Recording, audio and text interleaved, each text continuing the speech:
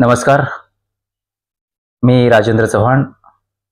विवेकवाणी YouTube चॅनलमध्ये तुमचं सर्वांचं स्वागत. मंडळी, ब्रेल लिपीबद्दल आपल्याला माहिती आहे. लुई ब्रेल यांनी या लिपीचा शोध लावला. ते स्वतः नेत्रहीन होते. फ्रान्स देशामध्ये त्यांचा जन्म झाला. इतिहास काळामध्ये सैन्याला गुप्त संदेश पाठवण्यासाठी या लिपीचा वापर केला जात असे. नाईट रायटिंग असं त्याला म्हटलं जात होतं. रात्र लेखन लिपी. ही जी ब्रेल लिपी आहे ती 6 टिंबांवर आधारित आहे आणि जगातली कुठलीही भाषा या लिपीमध्ये लिहिता येते आणि वाचता येते. महत्वाची गोष्ट अशी की डोळस व्यक्ती सुद्धा ही लिपी लिहू शकते आणि वाचू शकते. ही एक प्रकारची स्पर्श लिपी आहे. या लिपीचं जर महत्व म्हणाल तर नेत्रहीन व्यक्तीच्या दृष्टीनं एका चमत्कारापेक्षा या लिपीचं महत्व कमी नाही. एखादं पुस्तक वाचताना ब्रेलच्या माध्यमातून जे समाधान मिळतं आणि त्यातून स्वावलंबनाची आणि आत्मसन्मानाची भावना वृद्धिंगत होत असते. आणि म्हणून लुई ब्रेल यांनी अथक परिश्रम करून या ज्या लिपीचा शोध लावलेला आहे ती अत्यंत महत्वाची गोष्ट आहे. आणि म्हणून नेत्रहीन व्यक्ती नेहमीच त्यांच्या ऋणात असतात. तर आज मराठी भाषेतील प्रतिभावंत लेखक मिलिंद बोकील यांच्या समुद्र या पुस्तकातील काही भाग मी तुम्हाला वाचून दाखवणार आहे. तर हे ब्रेल लिपीतलं पुस्तक आहे ज्याचं शीर्षक आहे समुद्र आणि लेखक मिलिंद बोकील. मग हळूहळू शांतता अधिक घनदाट होत गेली. गार वारे येत राहिले.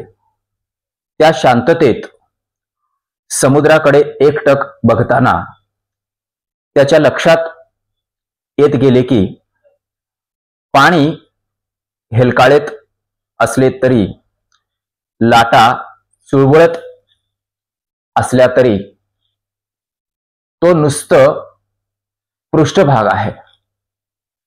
समुद्राचा गाभा त्याहून आतमध्ये आहे. खोल, गूढ, अपरंपार पाण्यात, जिथे सूर्य पोहोचू शकत नाही, वादळेही ज्याला हलवू शकत नाहीत.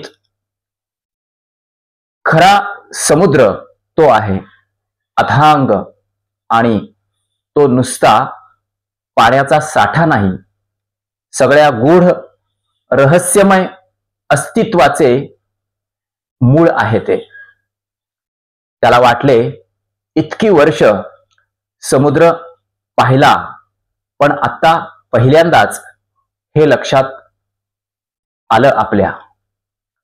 लाटा म्हणजे समुद्र नाही, लाटा म्हणजे पृष्ठभाग आहे, वाऱ्यानं हलणाऱ्या, पायाशी येऊन फुटून जाणारा. खरा समुद्र निराळा आहे. तो दिसत नाही, फक्त जाणून घेता येतो. आणि तो असा आतमध्ये शांत बसला आहे. पृष्ठभागावर काय चाललेलं आहे याची त्याला फिकीर नाही. सूर्य तळपतो, पाण्याची वाफ होते, ढग येतात, पाऊस पडतो, वादळे उठतात, आकाशातून तारे तुटतात, गलबत लहरतात. या सगळ्या वरवरच्या गोष्टी आहेत. समुद्र आतमध्ये जसा आहे तसाच आहे, स्थिर, अविचल आणि स्वतःच्या अस्तित्वात मग्न. त्याला वाटले हे एक रहस्य आहे, एरवी कोणाला समजणार नाही. समुद्र तळाशी जाणाऱ्या देवमाशांना कळत असेल कदाचित, पण आपल्याला समजतंय आता, आणि ती फार चांगली गोष्ट आहे. हे कळण्यासाठीच कदाचित इथे आलो असणार. उद्या जाऊ इथून, पण हे सोबत घेऊन जाऊ, मनात भरून घेऊन जाऊ. या खाऱ्या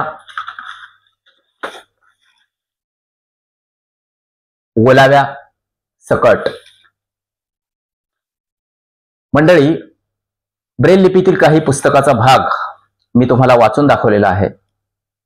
विवेकवाणी यूट्यूब चॅनलला सबस्क्राईब करा, लाईक करा आणि शेअर करायला सुद्धा विसरू नका. तुमच्या माझ्या आयुष्याची नवी कहाणी ऐकत रहा विवेकवाणी.